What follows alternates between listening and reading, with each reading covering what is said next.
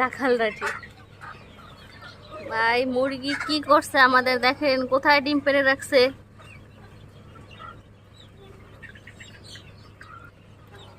কয়টা কয়টা পারতেছে, লাস্টে দেখাই দিব কয়টা ডিম পারছে। এটা নিচ থেকে 9টা বের হইলো, এখন আমরা এই ঘর থেকে হচ্ছে বের করব। এখানে একটা আছে, এখান থেকে আনতে হবে। টোটাল কয়টা ডিম পারছে আজকে দেখো, 4